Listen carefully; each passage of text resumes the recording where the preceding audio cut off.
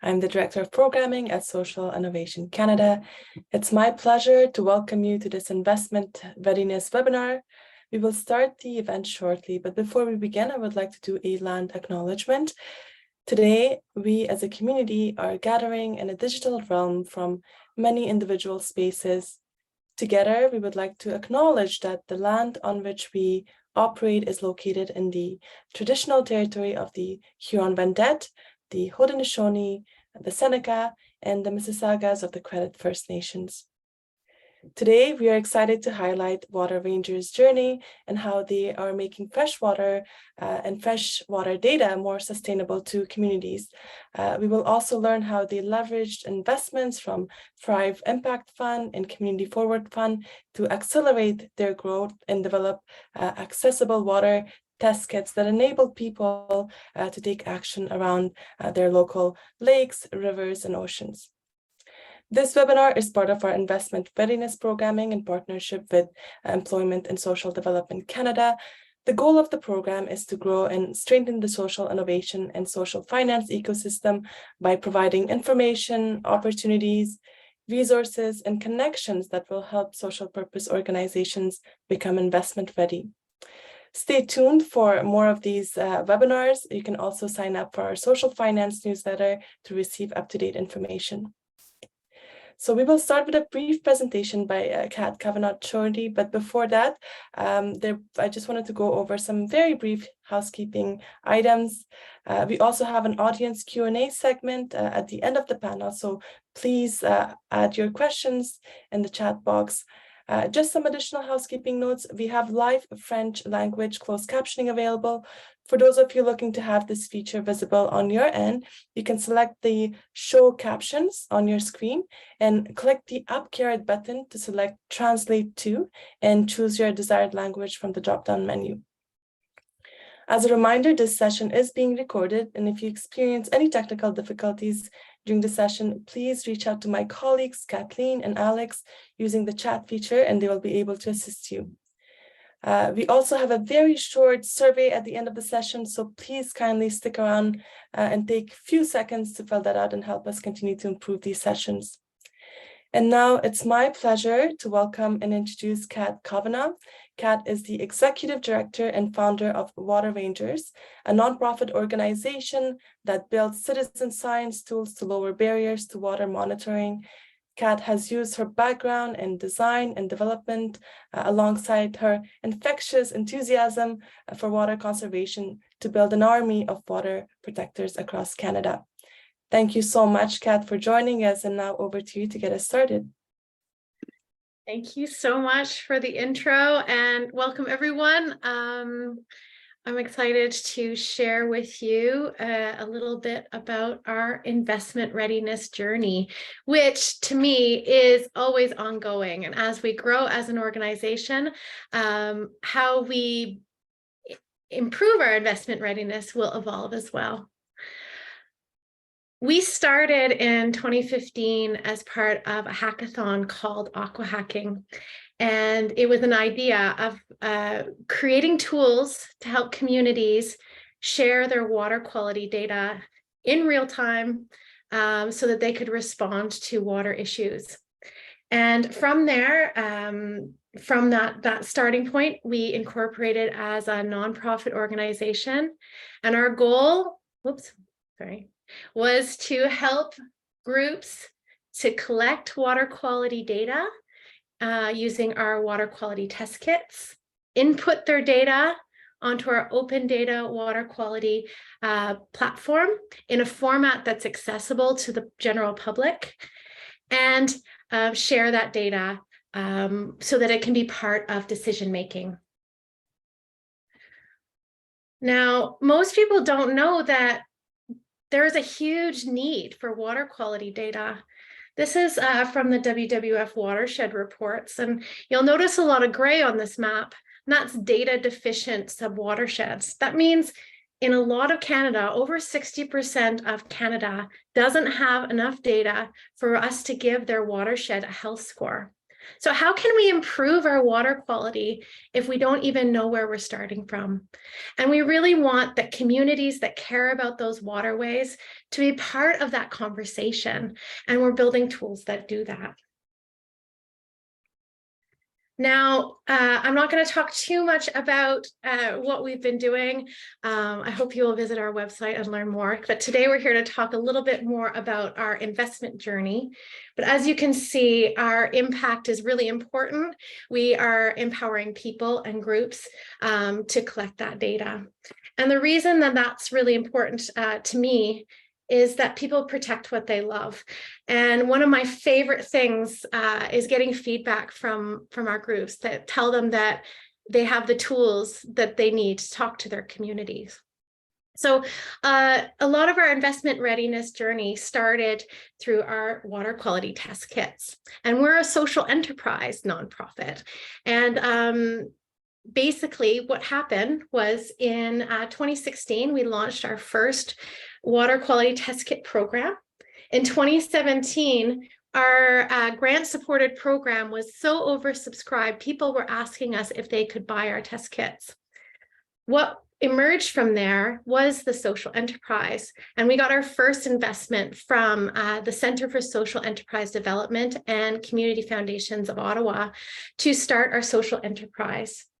And one of the reasons why I was so excited about starting it as a social enterprise is that to grow our mission, we couldn't really do it within the nonprofit realm. You know, we were always restricted by what the funder wanted us to do, and we'd often have a 6-month lead time. But with this social enterprise model, we have a lot more freedom. So you can see these are some of our initial kits. And in 2019 and 2020, those kits evolved. We worked with WWF to expand that program and to do research across the country. And then here we are now. These are our current test kits that we sell. And these test kits are so integral to supporting our mission. By having this test kit store, we can cover our overhead costs, we can expand, we can respond to communities' needs, and we can provide quality jobs, quality long-term jobs in the nonprofit world, which it can be quite rare. So why did we really need investment? And I was trying to find some great pictures, but we're growing really rapidly, and with that comes assembling each of our test kits by hand in our little warehouse. And you know, this is just a few of the pictures of the logistics. We source all the materials and assemble with them locally in Canada, you know, making sure that each kit has been quality checked and has touched one of our hands. And if you buy something from us, you'll also have received a little handwritten note from someone from our team. But with that comes a cash flow problem, right? So imagine you're a nonprofit, you have restricted funds from grants. A lot of time those grants come in late.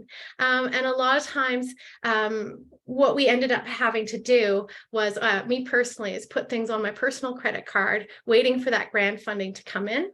And being able to respond to people meant that we really needed working capital. And that's a very much an investable thing for a business, but not so much for a nonprofit.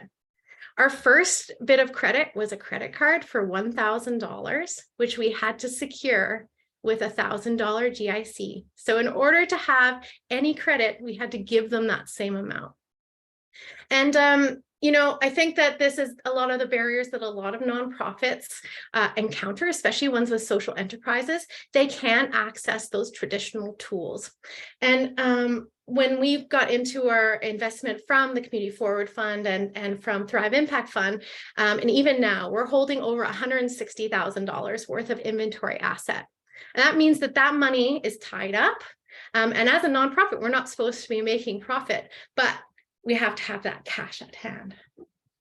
So this is a little bit of our investment timeline. We were founded at AquaAction, incubated at Impact Hub Ottawa. I mentioned already our first investment was in 2018. We were also incubated at Climate Ventures in 2020. We did receive a COVID relief line of credit, which was integral for our survival and cash flow. In 2021, Thrive Impact Fund, in order for us to free up some capital so we could do the expansion that was happening naturally, helped us expand. We were expanding into BC and able to provide a loan that would help us do that. In 2022, the Community Forward Fund provided us with some of that working capital as a revolving loan after we were told by traditional banks that we weren't quite a good fit. Even though front of staff people were very, very keen to work with us, we didn't fit in the model for traditional financing. And in 2024, you'll see we're expanding, and I'm sure you'll see that we will have need for further investment. So what does investment do? I mean, in 2021 to 2022, through the Community Forward Fund and Thrive Impact Fund, we were able to grow our overall revenue by 47%, but you can see that our sales growth was enormous. We more than doubled our sales. And that has to do with being able to access capital at the right time, and so important. And you'll see, I have a little bit of, you can see before we accessed capital, before 2018, we were very small. Our first little bit of capital really helped us grow a bit. And then our next set of capital, you start to see that really big growth. And we were hoping that we continue to grow from there. So our team is myself, Gabby, and Laura, who are leading the team, and Nick has just joined us as our sustainability and social enterprise manager. And it's because we were able to grow that we have such a strong team, and we're able to do so much more. Now, the best part, and I think what makes our model different, is we're very much a tool builder so that other people have ownership of their water monitoring program. And here's just a few of the hundreds of custom test kits that we've made so that people can put their own logos on our bags and have ownership of their water monitoring program. So there's too many people I want to thank. But here's a few that were integral to our investment journey. And I especially want to talk and thank our mentors, our board members, and volunteers. Without them, it would be impossible for us to have done what we did. And that is it.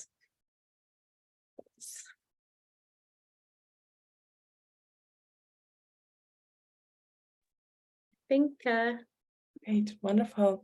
Thank you so much, Kat. That was fantastic for a very informative presentation, as well as summary of your team and organization. Lots of exciting work, and congratulations to you and your team for all these amazing achievements. So now it's my pleasure to welcome the rest of the speakers to join us for the panel discussion. We are joined by Emeline Guen. She's the Impact Investment Manager at Thrive Impact Fund, Scale Collaborative. Emeline brings 7 years of experience in impact investing in nonprofits and social ventures. She has a strong financial expertise in equity-like debt and community-based financing. We're also joined by Kariann Aarup, Vice President of Program Development and Impact at AquaAction. Kariann is motivated by sustainability-focused outcomes, especially those that engage stakeholders from multiple sectors. She enjoys finding the sweet spot around which partners can collaborate to amplify impact. Last but certainly not least, we're joined by Julia Vlad, Vice President of Lending at New Market Funds. Julia leads the investment and portfolio management for Community Forward Fund and the Canadian Cooperative Investment Fund. She has over 10 years of experience in banking, finance, and the non-for-profit sector. Her experience includes investing in portfolio management at the World Bank's private sector arm, IFC, in Panama, Senegal, and the USA. She was also advising social entrepreneurs at an accelerator in Nicaragua and has experience in financial analysis forecasting at Scotiabank. Well, thank you so much, Emeline, Kariann, Julia, for joining us. And now over to you, Kat, to moderate this discussion. Thank you so much. All right. So some pretty smart minds here, and I'm really excited to be able to ask you all these questions today. So first off, just so that everyone gets an idea of why you're here and our relationship. Kariann, would you mind going first and just tell me how did you first learn about water rangers? Thank you, Kat. Good morning, everybody. It's a pleasure to be here with all of you. And I'm a big fan of water rangers, so it's wonderful to be chatting about your journey of success. So AquaAction, you talked all about aqua hacking, and AquaAction is a catalyst for freshwater innovation, freshwater tech innovation. And we met Kat because of our very first program in 2015. Our flagship program is the Aqua Hacking Challenge. And it's an open tech innovation competition for young innovative minds who want to do something about fresh water. And Kat and Water Rangers won the very first one in 2015. And it's been a relationship that we've maintained ever since. Our flagship program is the tech competition, the Aqua Hacking Challenge. We have an alumni community where we continue to nurture the young entrepreneurs who come through the program. We've run 10 aqua hacking challenges across the country since 2015. And so the community is growing. And it's been amazing to stay in touch with Kat and to see her grow her ideas and refine the technology and refine the solution, always focused on the impact that she sets out to have and that Water Rangers was intentioned for, was designed for, and bringing that sort of entrepreneurial spirit and mindset to a very mission-driven organization. So there's a strong alignment between Water Rangers and AquaAction, and we've stayed in touch through that. And now we have a different relationship again, Kat, because Water Rangers is in our newest program, Aqua Entrepreneur. So as the water ventures are growing and becoming sort of, obviously ready for market, then there's new markets to enter, and our program Aqua Entrepreneur is specifically focused on supporting water tech innovators who want to enter the municipal market with their technologies. And the municipal market is a unique space. And so it's a pleasure now to be working with Kat and her team in Aqua Entrepreneur Quebec on continuing to see the success of your water testing kits and your community engagement and all the different aspects of Water Rangers. Kariann. And same question to you, Emeline. How did you first learn about Water Rangers? Hi, everyone. Very good to be here with such a great team and focusing on this beautiful project of Water Rangers. So that's indeed a great connection, because all this is a story of relationship and really working as an ecosystem. So Thrive Impact Fund, we launched in the fall 2021, and I think you were one of our first outreach. We had this self-assessment form on our website, and I saw your name, and I was like, well, this project looks really interesting. And we always focus on who referred the fund to you, so knowing a little bit like how the connections are made. And it came from Kariann, that we know very well, because we're very lucky to have Kariann as a board member of another initiative of Scale Collaborative, who is the parent company of Thrive Impact Fund. And so after this connection, we had a great chat, Kat, and in this exploratory call that we have with potential new investees, it's all about assessing where the organization is at, the entrepreneurial spirit, and generally we know if we want to work with someone pretty quickly, and with Kat it was pretty instant. And then we do some reference check, and I had a great chat with Kariann that confirmed that all the potential you had and the beautiful project you work on. And I think for us it was very important to see the impact that was potentially accomplished by Water Rangers in our community, because we are a BC-based fund and you were a national organization, but with such a great vision on how water ranger solution could be of help for BC's communities. You work with Indigenous communities as well. And so that was very inspiring on topics that are sometimes a little bit underlooked around climate change, but when water is actually a key issue and we know like the impact that can happen with the floodings we had in the province and everything. So that was just such a great fit. That's great. And Julia, same question. How did you first learn about water rangers? Thanks, Kat, and great to be here with everyone. In a furtherance of what Emeline was saying, we actually heard about water rangers from Emeline.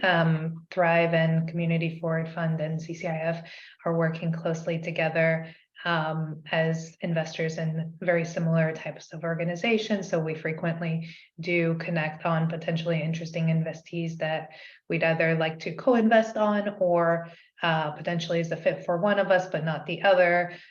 So provide each other with referrals, like with other organizations in the space. So Emeline actually provided the introduction to Kat last year in July when they were looking for additional working capital, and Thrive, even though they had invested, couldn't reinvest so soon after they had just launched. As Emeline mentioned, it was one of their earlier projects.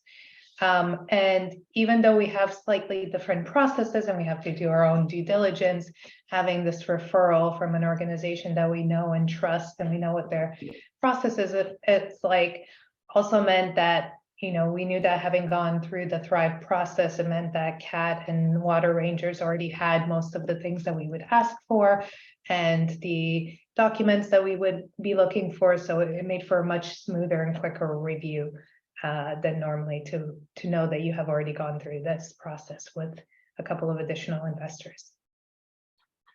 That's great.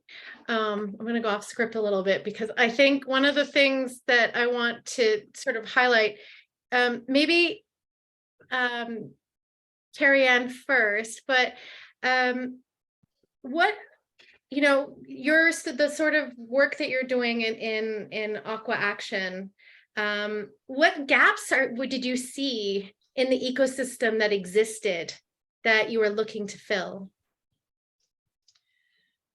I mean, AquaAction was established, so, you know, back in 2015, to really engage innovation and entrepreneurial-minded young Canadians to focus specifically on freshwater. It was sort of a gap, I think, between, you know, amazing work that the water sector is doing, and then this sort of growing focus on, you know, leveraging technology and innovation for environment. And at the time, they were, I would say, worlds apart.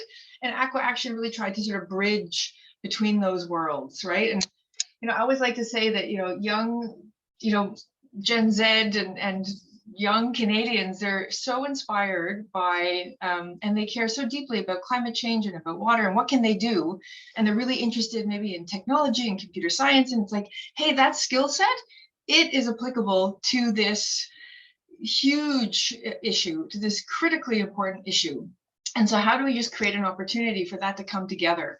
And that's really what was at the heart of AquaAction and the Aqua Hacking Challenge specifically, right? Because it was really a hackathon focused program.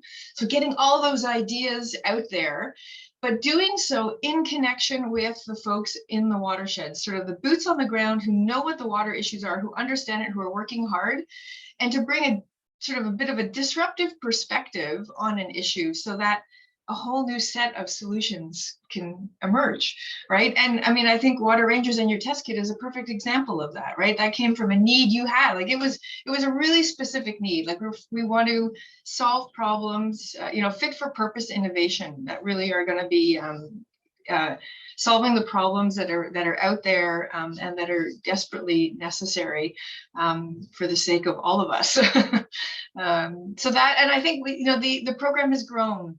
Right. So then came like winners like yourself from the programs. Then there was this community, a very unique community of young innovators working in the water space.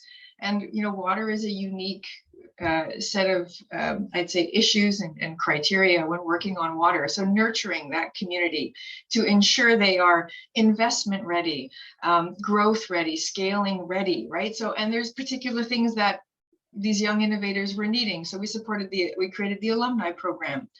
The next was a lot of these solutions need to get implemented in the public sector, in the municipal sector where water is managed.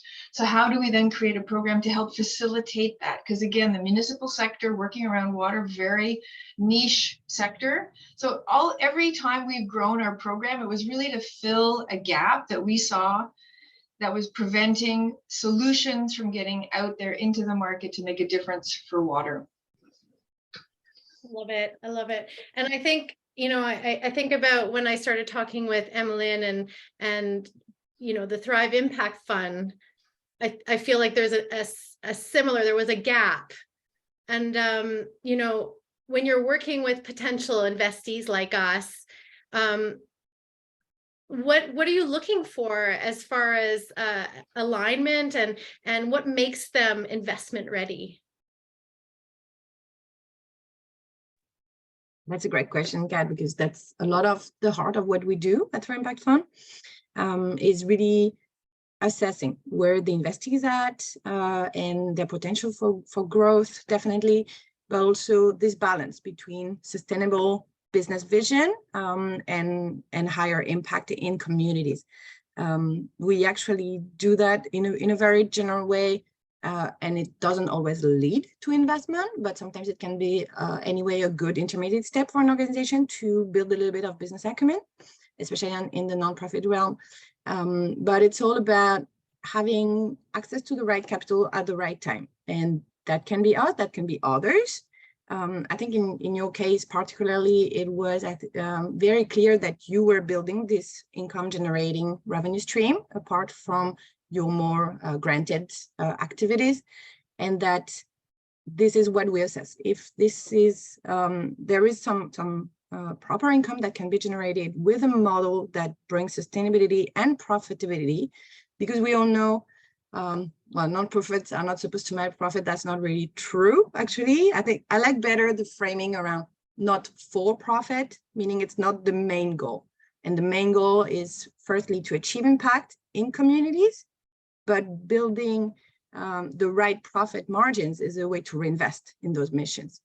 And I think you had a very good vision on that. So I think that's one of the first things we assess with nonprofits is where they sit in this journey of nonprofit financial strategy, I would say.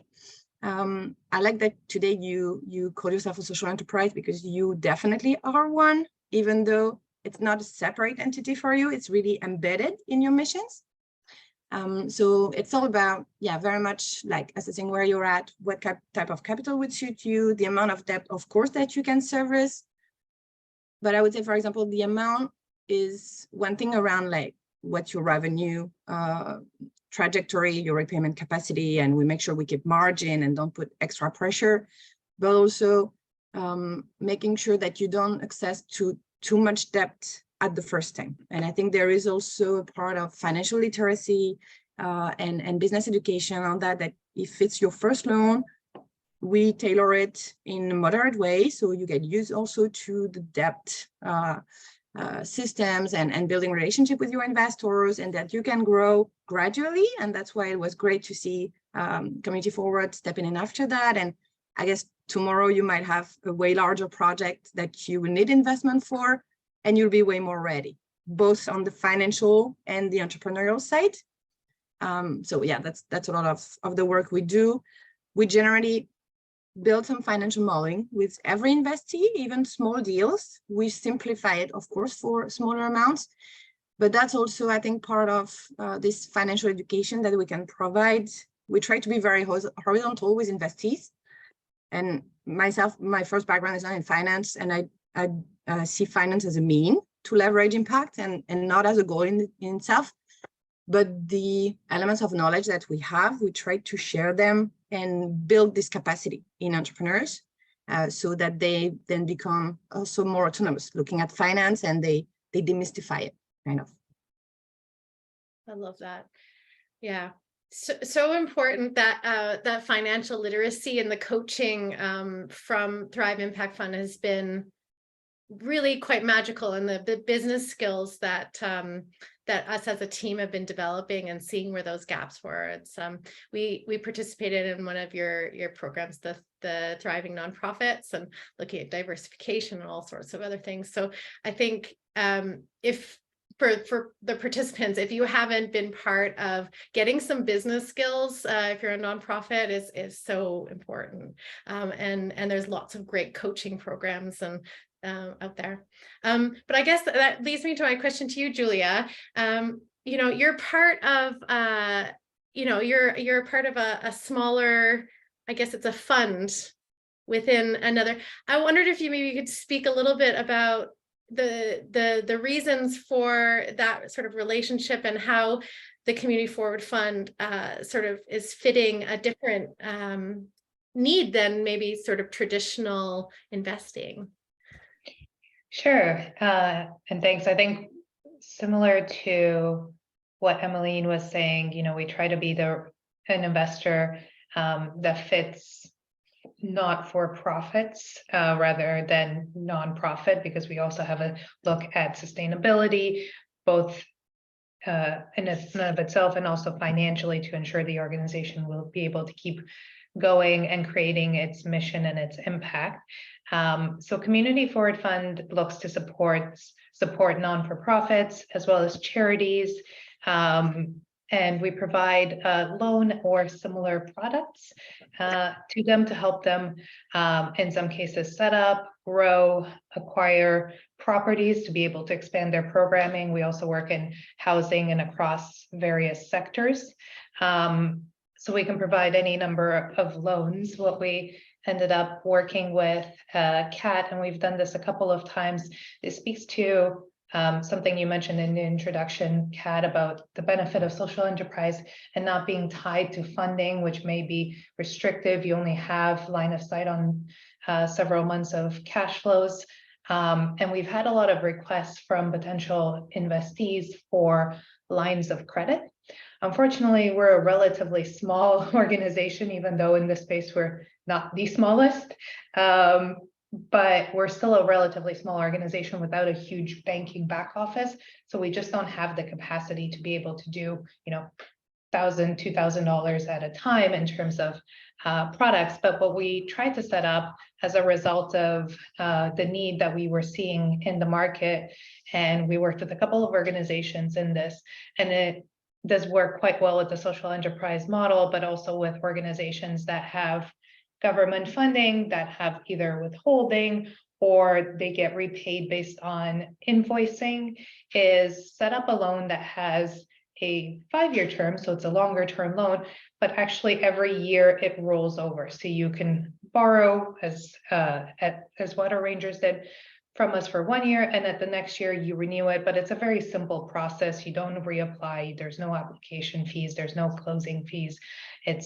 We assess your new contracts, where you're going, your financials, and then we redisperse the following year. So it allows us, this is an interest only loan, so it allows us to provide organizations with financing that the organizations themselves maybe wouldn't be able to get from traditional lenders, and at the same time be able to manage this in and out flow for both ourselves and for the borrower. So we think that this product has helped now a number of different organizations, and we're seeing the need for this more and more as organizations are experiencing this need for liquidity to grow, but are sometimes constrained by the fact that they need inventory, in your case, for their grant and other funding contracts in other cases.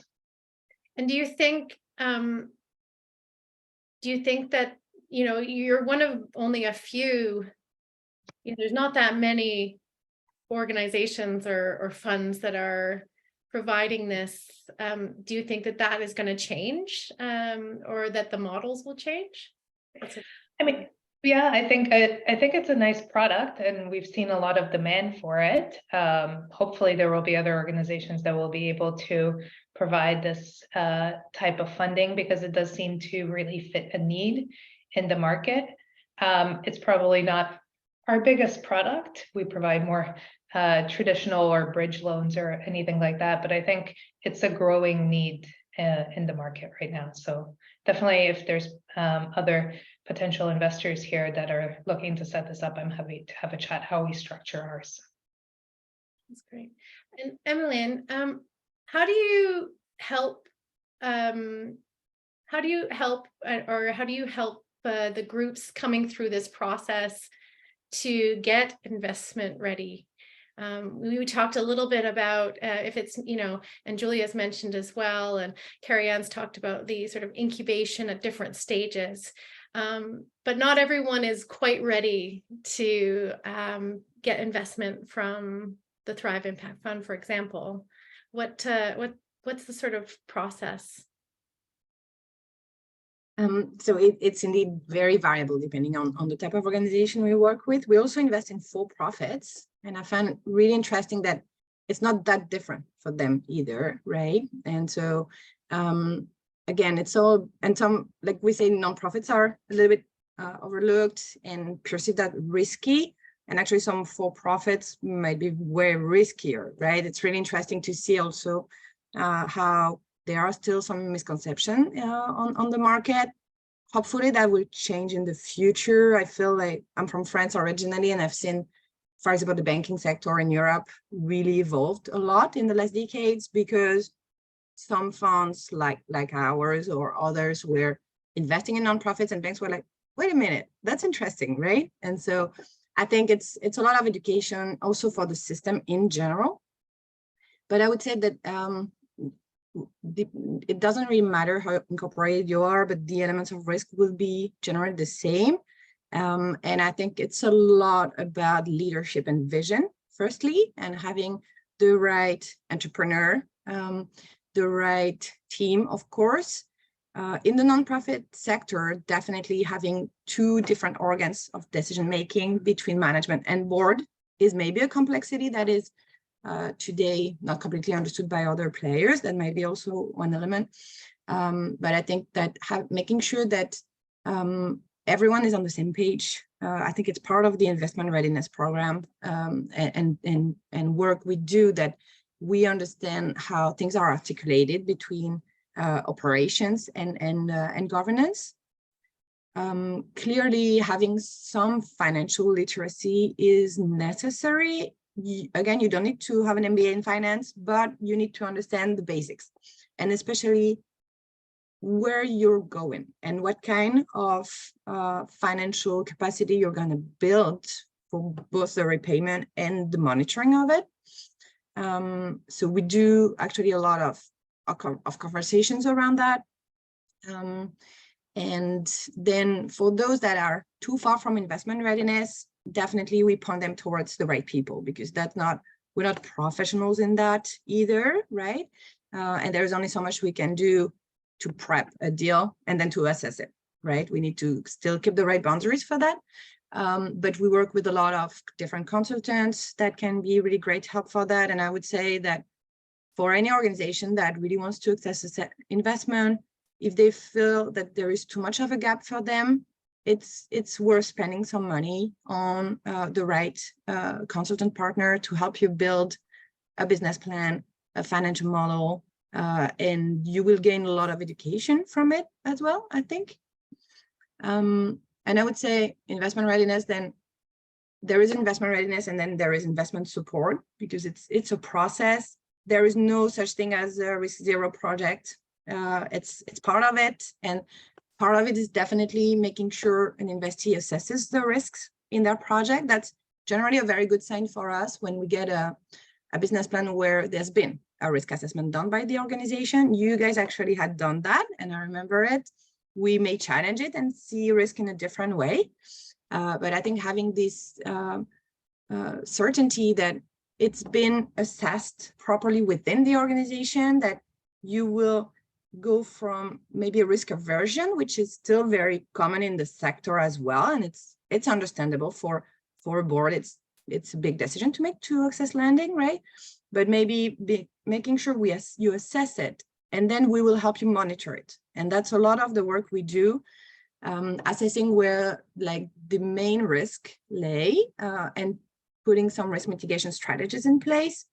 You've mentioned the Thriving Nonprofit program of scale, and that was one of the parts for us that was very comforting in investing in water rangers, that you then would be plugged to this flagship program we have that really helps nonprofits consolidating their financial position and their revenue diversification strategies. And we know also there is some coaching on side of it. So we check in with the coaches and we just like provide as many solutions as possible to support you during the life of the investment.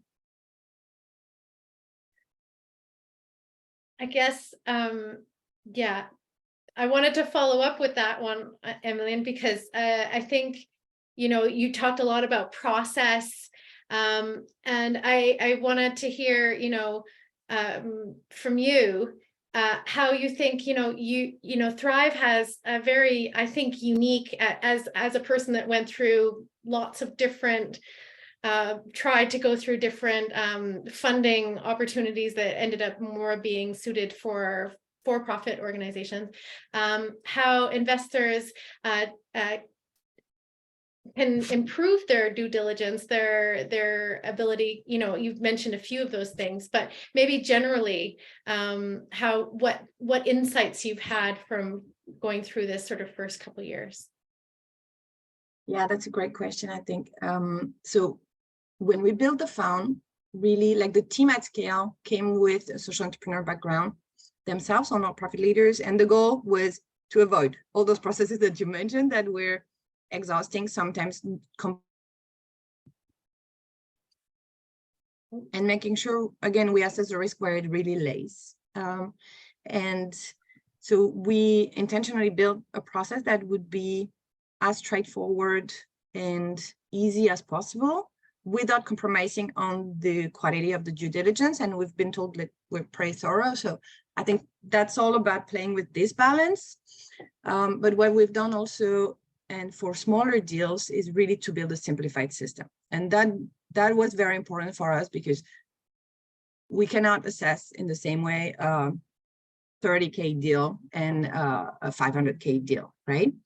And so making sure that for smaller deals, the process was simple enough, fast enough, but also still focusing on the key elements of risk was really crucial. And Christy, who is the general manager of Thrive Investment, is on the call today. And I think she says something that I think really matters, that you guys know your business better than us. So it's all about trust and making sure that then we just provide the right support. We assess if you're a fit, we assess what type of loan is suited for you, and we tailor all our loans. And then it's just about supporting you towards success, because generally you know what you're doing, and we're heading towards the same direction. I love that. So Kariann, just, you know, seeing Water Rangers go through this investment journey, I wondered if there was anything or that surprised you about the sort of trajectory and, you know, coming from that sort of incubation space. What stood out most about those sort of Water Rangers? You know, it's interesting you say trust, Emeline, and so much of, like, when we started off, right, it's about the relationships. And I you know, Kat, you have such an incredible energy around your idea, and it's like, yeah, we want to see it succeed. So it's so much about the trust, the relationship. And you know, when we were preparing for the call, one thing that we said is, like, so much of all of this work is relational. It's not transactional, right? Of course, there's the due diligence, and yes, there's the, you know, the risk assessment and the risk management and all those tools that are smart, right? That's just smart for sustainable enterprise. And but at the base of it is the relationship and the trust and the energy and the enthusiasm. And I think, you know, having met you and knowing you now for over several years, it's not surprising to see the growth, because your idea is good and you believe in it and you've got the energy for it and it's fixing a problem and it's meeting a need, both, in terms of data, but I think a human need. Like, people want to be connected and they want a tangible way of connecting. I mean, I myself have one of your kits and it's the biggest joy for my family and I to go out and test, right? So it's, I think it's really remarkable, the story of growth and of impact. So both on that sort of social and environmental impact and financial sustainability side, and how you've brought them together. And I'd say, just from our program, AquaAction, we've evolved a lot since 2015, which was the first one, where, our programming also now is, I'll say, more robust in that we are ensuring that the entrepreneurs coming out of it are investment ready, do have some more financial literacy, right? And that we are pairing them with what's the incubator that's well suited for them based on age, geographic location, the types of technology that they're developing, the type of enterprise that they want to establish. So, it's always reciprocal learning, right? And we've learned a lot from our relationship with you and seeing you grow, and what's necessary to ensure others sort of can enjoy that same path as you have, both on an impact and on, I guess, a financial sort of stability and growth trajectory. So it's, and it was such a natural, right? Like Emeline, you mentioned, right? So, we're both here on, in Victoria, and I know of Thrive Impact Fund, and it's like, oh, wait, hang on. That sounds like there's a fit, right? So it's that connecting of dots, just by virtue of what we're all drawn to see happen in the world. I hope that there can be more of that, right? So it's like, okay, can we formalize that? It's like, okay, I want to make sure that there's more winners from the Aqua Hacking Challenge who are going to be really well set up for a TIFF and for community futures and like all of that, right? So how do we trickle that down now to the very start of where we play in this big system, right? At that very early stage, and making the young entrepreneurs aware of, hey, social enterprise is a really viable model. And there's a financial system out now that will support that, right? So there's more options, and it's wonderful. It's so encouraging and inspiring. Well, thanks, Kariann. That leads me to ask Julia, Kariann was talking about that impact and sort of what exists sort of as part of the process for Community Forward Fund, measuring your impact and making sure that certain factors are part of that process and embedded in. And I wondered if you could sort of speak to how you assess your impact and make sure that it's not that transactional, it's the impact as well as those relationships. Sure. I think, so we look at impact in a number of different ways, because we don't work in just one sector or one stage of organization. So we have to try to capture impact across our portfolio. And we want to make sure that we're not just capturing numbers for the sake of numbers, but that this is the actual impact being generated.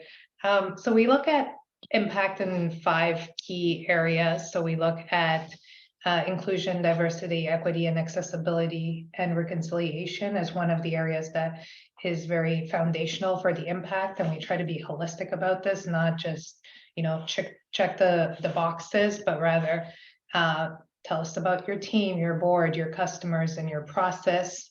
We really appreciated that Water Rangers was women-led and founded. We want to see that if you have policies, you're actually implementing them. And that, with Water Rangers, we really appreciate your focus towards truth and reconciliation, especially in your work with the First Nations and ensuring they have sovereignty over their own data, and that they use this data to make better decisions about water for the communities. We want to know that you really know who your customers are, and are you specifically supporting equity-seeking groups. And we like that you work specifically with lower price points, so small communities can access your products. Then we also look at your alignment with community needs, Are you assuming that this is something that the community needs, or is this really community driven in terms of the product? Is our investment catalytic? Is it additive? Or is it just something else that everybody else can provide, right? In this case, we thought it was quite catalytic in terms of your ability to then grow over time, because we're providing you with this working capital that you can come back to year after year and have access to relatively easily. You can repay it after 6 months if you don't need it any further, so you're not incurring additional interest costs. Is the solution that you're providing, or service, or work that you're doing, is it scalable? All of our problems that we're faced with today are so quite large, and they're all very connected. So, it's not that we wouldn't work with an organization that is just very local and grassroots, but we deem the impact greater if there's also a piece of the scalability and the growth to address some of the big problems we're seeing. And then we look at the environmental side, and we look at both the organization itself and also your products and your services. So those are our key approaches towards impact, the key categories that we're looking at. And then we have our borrowers self-select in terms of metrics that they will provide us in the future. 3 things that are really important to them. We don't want to dictate where your impact is and where your data collection is. We want to be able to, if this is how you define your impact, and we have already demonstrated that you are impact focused and you fit with our fund, then we'll turn over to you and tell us how you're creating impact, and just tell us every year so that we can make sure that we continue to be aligned. I love that. I really like that approach of looking at the various facets, but also helping the organization not to fit into specific boxes. And I wondered if Emeline could just talk a little bit about how they do impact, because I think there's some similarities and differences, but I think that the approach is similar, but also I think it would be really representative for people thinking about developing how they collect some metrics, to hear how 2 different investment organizations assess that. Yeah, I think that's a very important piece, because this is what we are here for, right? Impact first, definitely, all of us. But on the other hand, we know it can become a little bit complex, right? Sometimes you look at impact measurement framework and you're like, whoa, like how much bureaucracy are we creating there? And so for us, I think we try always to first use the data that you are already measuring, because again, you know better your impact and your business than us. And then build several type of elements that can be easily shared, definitely aligning with some general methods, because I think we need to be part also of this work that is done in the country to harmonize as much as possible data measurement. So we viewed the SDG, Sustainable Development Goals of the UN, of course, also the common approach. And so we've been measuring some of those impact-specific metrics for you, of course, around water.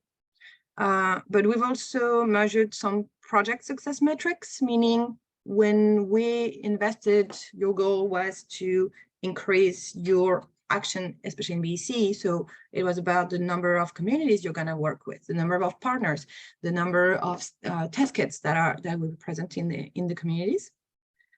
We also believe in community development, and meaning for that economics metrics around living wage and jobs created. So we have 3 types of metrics that we use for that, and we communicate on that. And I would say that for me, I see some other impact happening that makes me really happy about a role that a fund like ours can play, also around the community of entrepreneurs. Today, we have 7 investments in portfolio. We run a peer group monthly. And I think there is some increased impact in those connections that can be made also between really amazing projects. We're definitely all here for value alignment. And that's what drives us as an investor. That's generally what is shared by investees. That's the part that resonates a lot with them. And so in this peer group, we can see that we are all on the same boat and looking for the same type of impact. But when connections happen, I think there is a lot of impact there. And I was, for example, super happy to see you connecting with Jeff at Anime Key, with an Indigenous-led organization working on data sovereignty. And so that applied a lot to your work. And I think like creating this kind of enhanced impact for all of us is also making our communities more sustainable. No, I agree. And I think the peer group is fantastic. I'll just mention, we're quite small, as the other investees are maybe a little bit further in scaling in some cases, and learning from them, what kind of systems they use for HR and how they approach acquisition, things that hadn't really come into the sort of growth path that I had been picturing. You get so stuck in your everyday trying to just get things done and keep things moving, but being able to open up to how other socially minded organizations are doing that. And I think one of the things that has been really magical is in these communities getting those skills right. Yeah. I'm just gonna mute Lori here. I don't know if she knows she's off mute. There we go. Okay. So I already asked Kariann, but I do want to ask Julia, what surprised you or stood out for you the most about Water Rangers?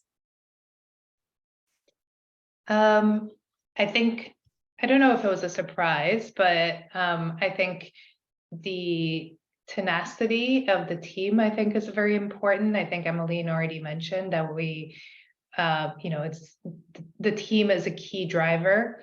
It wasn't surprising, but it was great to see also the level of business acumen that you guys brought to the points that have been made a couple of times here, especially with nonprofits, because we cannot provide equity investments. With loans, there's a certain element of risk involved, right? So we want to make sure that if we have an applicant, that actually this loan product is the right thing for them. And as Emeline mentioned, we also target and tailor all of our loans individually. We don't have a standard boxed product. But as a result, there's a lot of things that a borrower does need to be aware of. We appreciated the fact that you came knowing that you could borrow, what your needs are, and what you would be able to do in terms of repayment and interest rates, etc. So we were very happy to have that already be established. In terms of surprise, I mean, I guess it's not a surprise that you have continued to grow very well. We're happy to see the numbers in the case study, but that goes back to the tenacity. And very often borrowers and entrepreneurs will put forward projections. So we're happy to see that you guys will, at the very least, meet, if not exceed, the projections that we've discussed, because a lot of times projections can be very, very optimistic. So we're glad to have seen that even working with really realistic ones, you guys are doing quite well compared to that. Great. And I'll pass it to Emeline as well. I think it's I think Kariann had do you have? Well, I wanted to just add something, but I'll let Emeline go first and I'll add, because I've already had the chance to answer the question, but something occurred to me that I'd like to add to the conversation. Go ahead, Emeline. I think it was very compelling to see your enthusiasm around impact, but also the solidity indeed of your business case. And that's exactly the type of project we look for, being very balanced, because that's what we do, financing impact first projects, but with business sustainability. And I agree with Julia that, again, your business plan was conservative enough, not pessimistic, but not too optimistic either. And you had indeed those stress scenarios, again, the risk assessment that you've done, that it felt like you were on the point of knowing how to navigate this business trajectory, which is not always the case. Indeed, that's a little bit more present indeed in the for-profit world. I think something that made us feel very safe with you was also the openness of the conversation. And that goes back to the trust piece, and that we felt that there was a lot of transparency, lots of willingness to be mentored. That's something we look at very specifically with projects, because we provide this support and we need to make sure that the conversation will keep flowing in the right way. It went great with you. You're definitely a big success story. Sometimes we refer to you as a nonprofit unicorn, right? But sometimes things can have sideways and things can go a little bit more complicated. And in those moments, it's crucial for us to know that we'll have an open channel, that things will be clear and transparent, and that you will be also willing to have the help you need to bounce back. And so I think this piece was really key for us, especially when we do unsecured loans, as we've done with you. Removing the barrier of collateral is key to shift the systems in the financial landscape, but that comes also with a capacity to step in if it's needed. And so I think that you really brought this very confident but open way of managing your business trajectory. Go on, Kariann. Let Kariann comment after Just that. want to, I guess, add maybe from a user experience perspective, the incredible quality of the product. And I know, Kat, you've got a keen eye for design, and that's something that you're a real stickler about. And I think it really serves you well. So, everything that Julia and Emeline have talked about from an investment perspective, but just like knowing that your product is good, it looks good, it works, it's easy to use.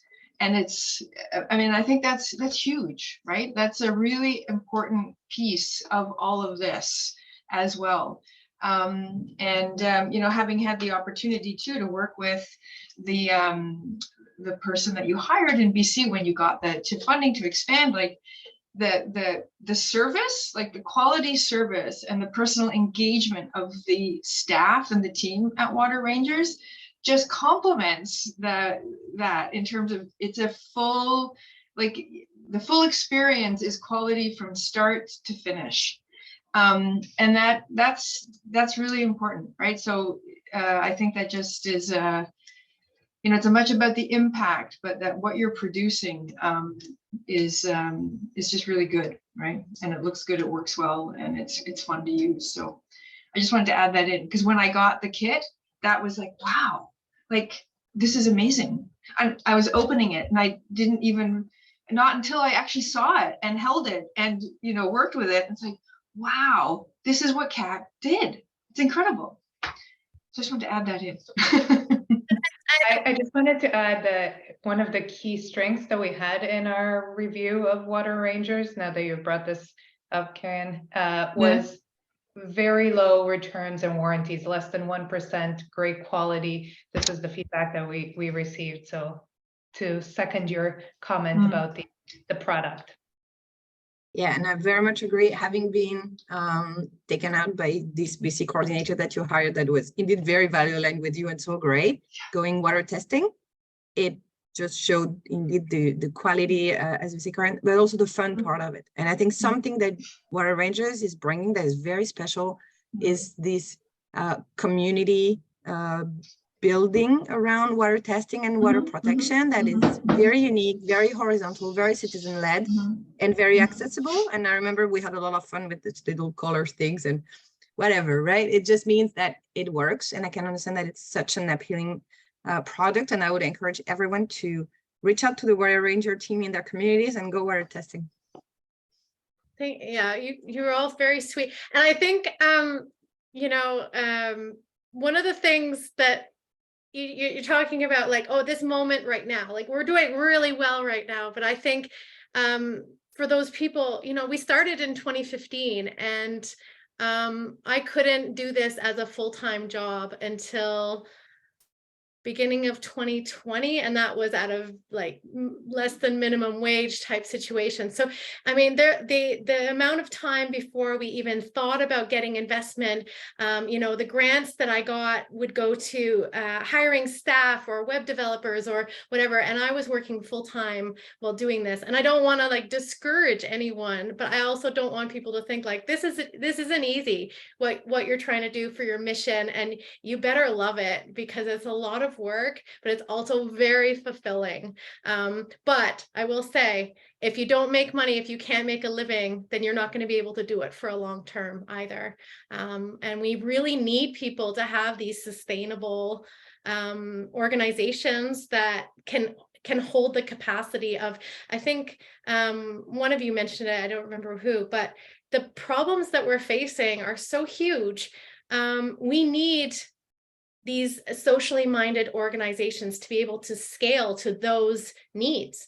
And we're still a little org. I think we're 8 right now, and we're bringing in our seasonal, like our summer and like longer term staff for that season.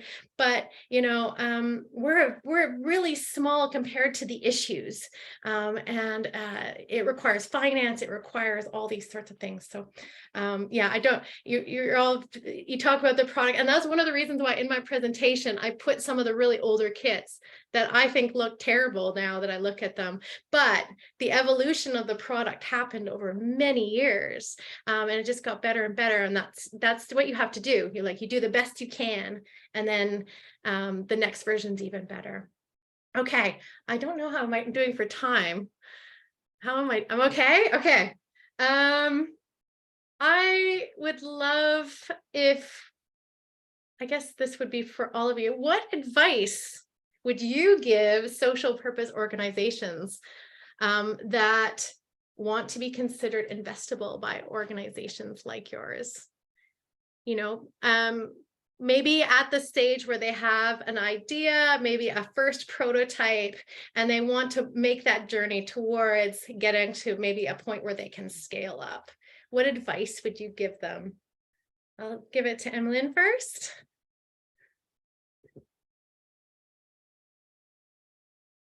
I think that connects very well with the point you just made, that it's a journey. And as any business creation, I would say, actually the success rate of nonprofits is way higher than small businesses. So that's good to keep in mind, that nonprofits tend to be harsh on themselves sometimes. And they actually, so that's the products which being perceived as more risky, because they're actually not. Just quick thing, but for example, you have audited statements, right, as a nonprofit, which is actually very rare in the for-profit world for the type of organization we work with. So I would say that choosing the nonprofit model is not a bad choice at all. It just requires different type of approaches. And in general, I would say that being tenacious indeed, but also being cautious, believing in your vision. There's a bit of a double pressure of being a social entrepreneur, right? Because you have to achieve business sustainability and high impact. And on the other hand, I agree with you, Kat, this is the only way to shift systems. Otherwise, nothing will ever change. So having a clear pathway, maybe around where you want to be in a year, the 1 year, 3 years, 5 years mark, phasing things out, not being overly ambitious too quickly, assessing the depth that you can bring, but also educating your board, I think, is a very important piece to make sure tomorrow you'll have the means to achieve your ambitions. Selecting your board members in that sense is important too, to bring the right business acumen, but also diversity of visions.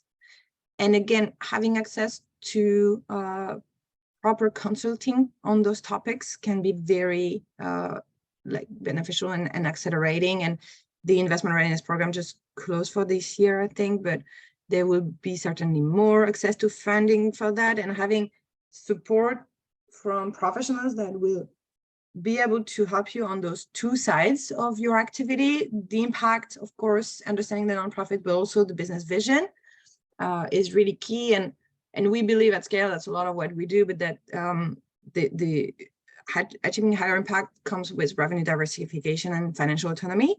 And so not given up on that, I think is a good goal for business leaders in our sector. That's great. Kariann, same question. What advice would you give? And especially coming from, the incubator is not necessarily, the is not necessarily social enterprise. It's looking to solve water problems. There's obviously solving water problems. Social, right? I mean, I think, Emeline, I think you gave a really good fulsome answer, and I support everything Emeline said. I would say one thing too is there's the sticking to your vision, balancing that too with being open to feedback and being coachable and being able to get guidance from those who have experience. And I mean, as a change maker, you're an agent of change, right? And sometimes it's also those people who give advice also need to be pushed along the change pathway, and they bring expertise and perspective. So it's balancing that, but and I think everybody spoke to you're incredibly open, Kat, and you're willing to sort of engage in conversation and reflect, and then you make a choice, right? And you discern based on all the feedback, and you take responsibility for the decisions that you've made for Water Rangers, but you do so cautiously, but with ambition. So I think I would say it would probably be the only thing I'd want to maybe say to complement what Emeline is that, again, being coachable, but also being a little, focused. So it's a hard maybe line to navigate, but I think you navigated incredibly well. And the tenacity, and you spoke to it yourself, like those first 5 years were not easy, right? And but you believed in it, and somehow it gave you the energy you needed to keep going. And I think that's also hugely important, right? Like you really were focused, and that got you over and past those difficult years, right? Which is critical. So, yeah. How about you, Julia? What advice would you give? I mean, all was really great advice. Just a couple of things to complement what Kariann and Emeline have already said. I would say know what you want and need from your financing, right? We have had, on our online pre-screening, so to speak, questionnaire, people that just put in a huge range and talk about all types of financing. It's not clear that those people really understand the needs of the business, and especially insofar as if you're coming to a lender, you probably want to minimize your loan sizes, right? So you just know what you need and what you want. And I think the point that Emeline made about stage and the appropriate type of financing, right? A loan may not be the best thing to start up with, right? You may need other types of capital, whether that's grant, if you're a for-profit social enterprise, that could be equity, that could be convertible notes, safes, all sorts of different instruments out there. You don't want to tie yourself down to interest payments, even if you manage to get an interest only loan, when you don't have the capacity to generate those payments. It's risky for you and for your lender. So I think knowing exactly how much you need and what you want, what type of financing you want. I think the point about selecting a board is really important, especially for early stage organizations. One thing that we've seen a number of organizations do well is trying to put somebody on their board that has some finance experience in a stage where they don't have the capacity to bring on a full-time or even part-time fractional CFO, right? Someone to help them through that the finance element, and that will also be helpful to the rest of the board to be able to, when you're applying for loans, to the point that was made earlier, that sometimes it seems a little risky. So something to consider, not maybe for everybody, but and then the last piece is to just start and reach out to somebody, initiate some conversations. Small space, we all, not all, but a number of investors know each other. Everyone is trying to be helpful and grow the space. Someone will, refer you to another lender or another investor if they're not the right ones for you. I love that. And I think you're bringing up points that I think are really interesting as far as board recruitment. And I've been lucky enough on our board that we had the same treasurer for the first, I think, 5 or 6 years, who was excellent, came from a finance background and really coached through, once you reach a certain size, being able to go through the audit process, which then opens doors to other types of, a successful audit brings you to the point where you can apply for bigger funds. And it's really helpful in your due diligence for your investments. But now we have a new treasurer, and her name is Katie Miller, and she was the former managing director at Impact Hub Ottawa, and has a huge background in social finance. And so as I was sort of going through this next phase of growth, having someone on our board who is really tough on me, but also a huge ally, and knows finance so well. So I think that's such strong advice. I really love that. But yeah, really good advice from all of you. I think we have some Q&A questions now, if that's all right. Let's see here.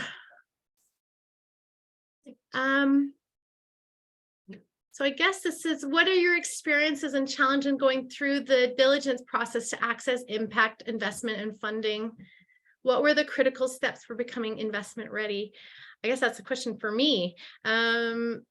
Yeah, so I will say I have spent a lot of time learning how to make cash flow documents and filling out paperwork for so a lot of the financial planning documents that were really important, and spend a lot of time to learn how to do that. Having a business plan was very important. So a lot of those business tools were integral. And then also making sure that the way that we were, monitoring our impact was embedded within that business plan. And so I think it is a little bit more complex for social enterprises than for regular businesses, because they are looking for that social enterprise. What would you recommend to a social enterprise starting to understand and discover impact investment opportunities? Emeline, do you want to take that?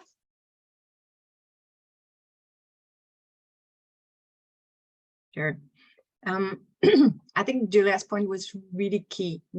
It's still a small world, and we work in a very collaborative way, meaning whoever you get in touch with will normally be able to assess where you're at and tell you what type of financing will suit you better, and connect you with the right people. So I think don't be afraid. Maybe that would be my advice. Don't be afraid to reach out. We always love to learn about projects in community anyway. We can also connect you with non-financial partners potentially.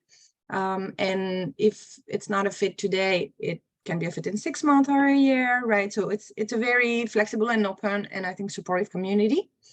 There are some resources online as well to understand a bit better how the sector is structured, what's available on the market.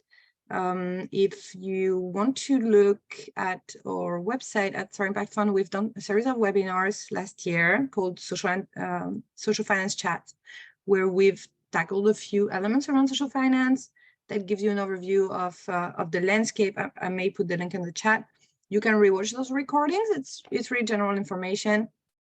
But I think, yeah, getting in touch with people will help you really at least start demystifying it and understanding better what opportunities are out there for you. Great. Okay. I'm curious about Water Rangers measures its overall social impact. Are there metrics that you use to describe your social impact value with investors? If yes, what metrics make good metrics for effectively and inspirationally communicating value to investors? I think, I look to other experts in the impact monitoring space, and I've got inspiration from other organizations and seeing their impact framework and how that they've described what they're doing.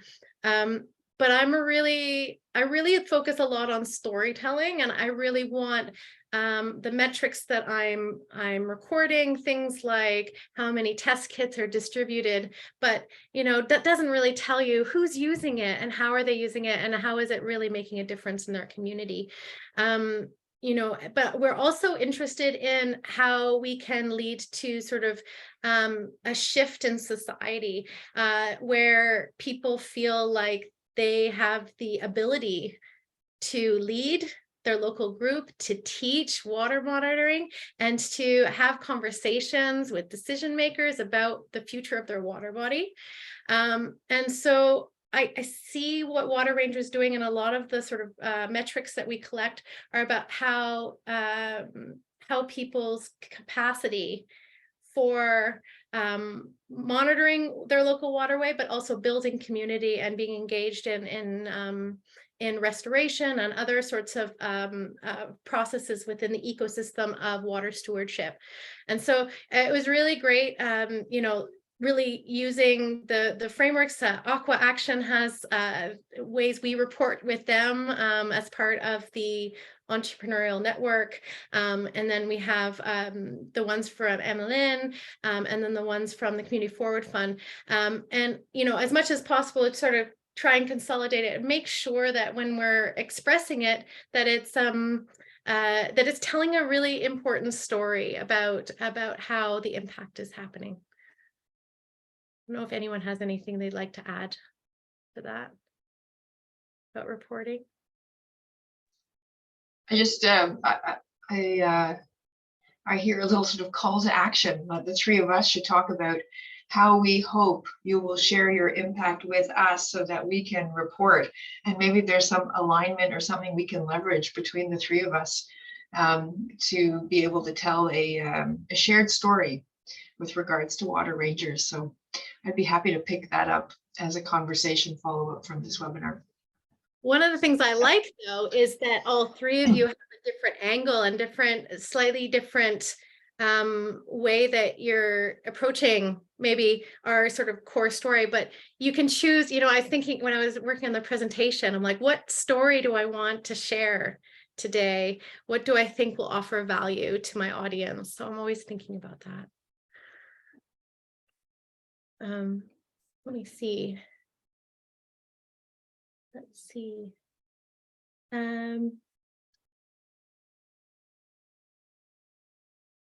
So there's a little bit more about due diligence, and I didn't get a chance to let Emeline talked a little bit about due diligence, but Julia, I wondered if you could speak a little bit to the critical steps in due diligence that happen with Community Forward Fund.